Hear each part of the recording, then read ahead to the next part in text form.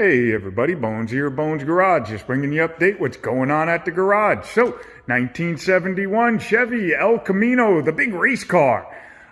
We have a lot done. We've gotten a lot of the crappy wiring out of here, and you can see I'm starting to lay out all of my wiring along the back firewall for everything. So those are the relays for the fan. Those are the power wires for the fan. Those are circuit breakers for the fan, which I'm going to use.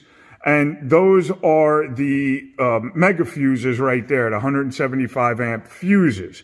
So what I'm going to do is we are now using the CS alternator.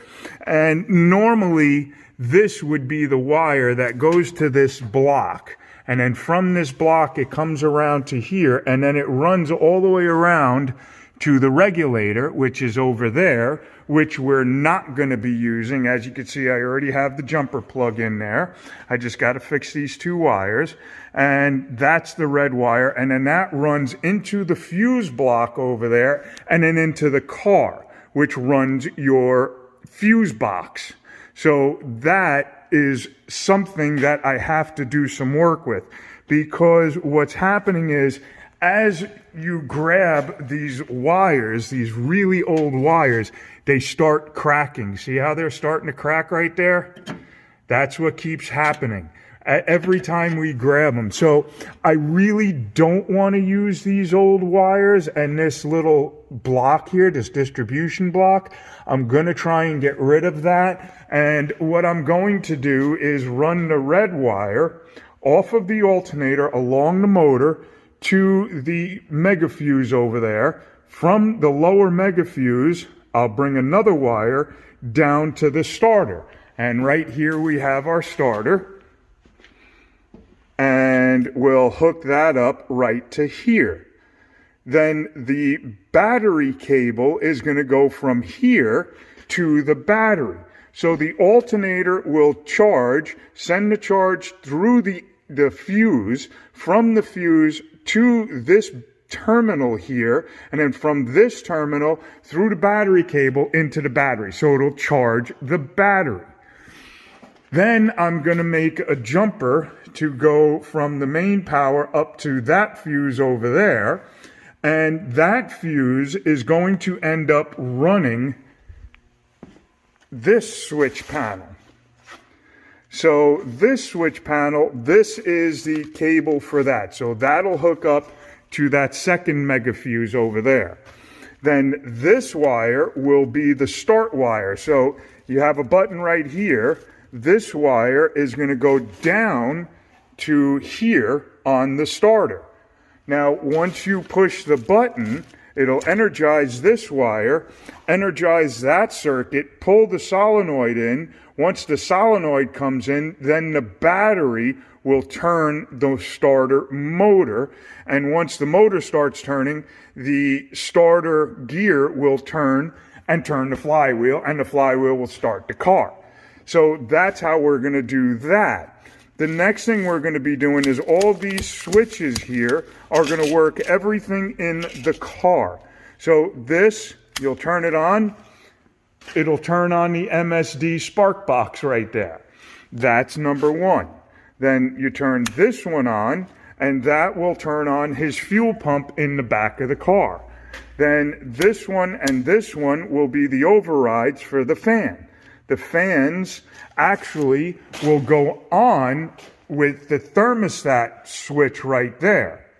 But if he doesn't want the fans to go on, he can just turn these off and the fans won't go on. So if he is trying to start the car, it's giving him a hard time, battery's starting to get low, it's hot, you don't want any extra draw on the battery. You don't want to lose all that amperage.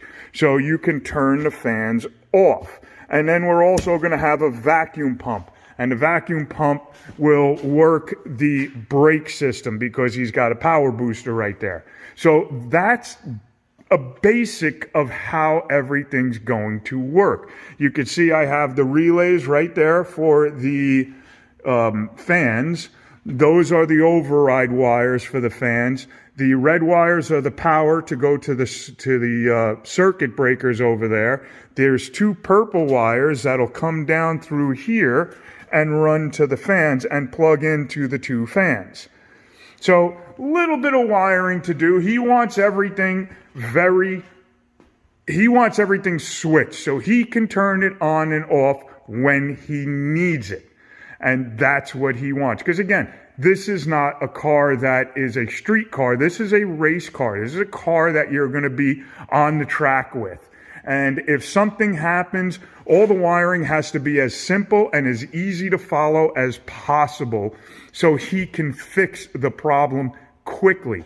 That's why we put the fuses right there, the circuit breakers right there, the relays. I'm still not 100% sure they're going to go over there, but somewhere along over here are where the relays are going to go. And then everything else will be in. And then you'll be able to follow all the wiring nice and easily because these are all fused. And for the ignition, we'll probably only need a 3 or a 5 or maybe even a 7 amp fuse. For everything but the fuel pump and the vacuum pump, we'll probably just use between a 3 and a 7 amp fuse. The fuel pump will take a 25 amp fuse and the vacuum pump will probably take a 25 or a 30 amp fuse depending on the vacuum pump. And these can handle it. This is a really nice setup. I love these switch boxes. They're great if you're doing what he's doing. They have the lights to tell you what's on and what's not on. So it's really nice. And then your push button right there. So the key on the steering column, all it's going to do is unlock the steering wheel and allow the turn signals to work.